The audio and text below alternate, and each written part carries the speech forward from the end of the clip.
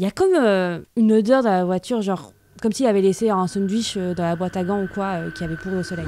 Bonsoir à toutes celles et ceux qui tombent sur cette vidéo. Il s'agit d'un extrait de nos histoires fripantes que vous pouvez retrouver en live sur notre chaîne Twitch. D'ici là, bonne rediffusion. Est-ce que ça t'est déjà arrivé d'oublier ton téléphone à la maison? Oui. Probablement que oui. Et pourquoi est-ce que tu l'as oublié? Probablement parce que le matin, quand tu pars de chez toi, t'as une routine. Ton téléphone, tu le mets quelque part, tu le mets dans ta poche, dans un sac, dans la poche de ta veste, et tu réfléchis plus au fait qu'il est là ou pas, et puis tu pars. Mais si ta routine est brisée, ton téléphone, il peut rester chez toi. Parce qu'il faut savoir que ton cerveau, ta routine, il y pense pas consciemment. Sinon, ça laisse pas la place à tout ce à quoi tu dois penser sur une journée. Quand tu vas prendre ta douche, quand tu vas te brosser les dents, quand tu prends ton téléphone pour le mettre dans ton sac, c'est un truc qui est ancré en toi. C'est une routine. Comme ça, toi, tu peux penser à autre chose. Tu peux penser au café que tu vas prendre, tu peux penser au petit déjeuner que tu vas te cuisiner. Et c'est exactement ce qui arrive à Paul ce matin-là. Paul, il se réveille comme tous les matins, assez tôt. Et c'est une journée chaude. Déjà, le matin, tu vois les journées d'été où tu sens qu'il va faire chaud, c'est en juin, donc c'est les premières journées chaudes de l'année. Il a chaud, il transpire, regarde ton téléphone, c'est pas pourquoi son téléphone n'a pas chargé. Tu sais parfois quand le câble il est pas bien mis, donc il peut pas le mettre dans son sac pour partir au boulot avec un téléphone déchargé, ça sert à rien. Et donc il le laisse sur la table de nuit, branché, et il continue sa routine du matin. Il y pense plus à son téléphone. Il continue sa routine, il prend sa douche, il se rase, il va réveiller sa petite fille, Émilie, qui a 2 ans et demi. Il va bientôt l'emmener à la crèche avant que lui aille au travail. Il lui donne son petit déjeuner. À la radio, on parle d'une journée très chaude, vraiment les premières journées d'été. Paul, il amène Émilie à l'arrière de la voiture et il la met toujours au même endroit. Il la met derrière le siège passager, comme ça il peut la voir dans le rétroviseur. Il la met dans la voiture, il s'assied sur le siège et il fait tellement déjà chaud que le siège est brûlant. Et quand il met les mains sur le volant, ça lui brûle un peu les mains comme ça. Et Émilie directement, elle dit le méchant soleil il m'empêche de dormir. Et Paul il trouve ça trop mignon parce que c'est vrai qu'Émilie elle aime bien dormir entre le chemin de la maison et la crèche. Et donc elle peut pas dormir parce qu'en fait le soleil lui tape dans les yeux. Il trouve ça trop mignon qu'elle dise. Il démarre la voiture. Distraitement il voit dans le rétroviseur Émilie changer de place. Elle glisse derrière son siège à lui pour être en dehors du soleil. Paul il va se chercher un café glacé parce qu'il fait tellement chaud. Il va au travail, il va en réunion comme tous les matins.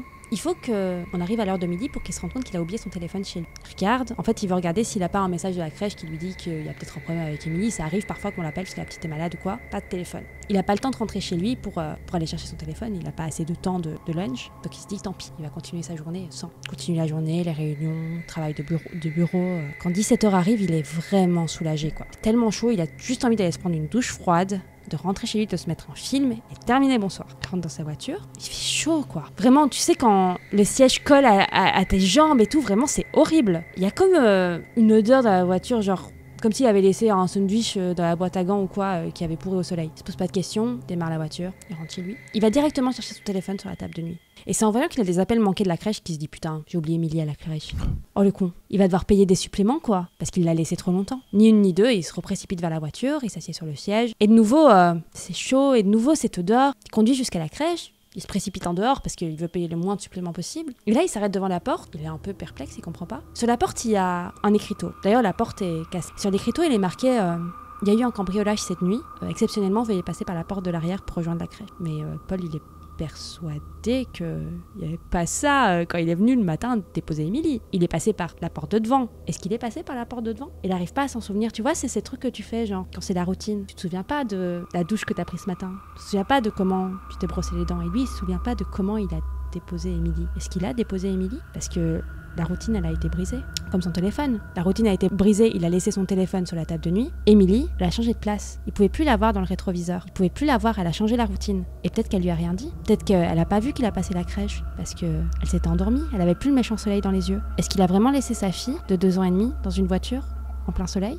Sans eau, sans nourriture, sans rien pour l'aider? Pendant 9h, il se précipite vers la porte de la voiture, il l'ouvre. Tu vois, quand tu bouleverses ta routine, ça peut être dangereux. Le téléphone, il était sur la table de nuit. Il a donc pas vu les messages de la crèche qui lui demandaient pourquoi Émilie était pas là. Le téléphone est sur la table de nuit et Émilie est morte.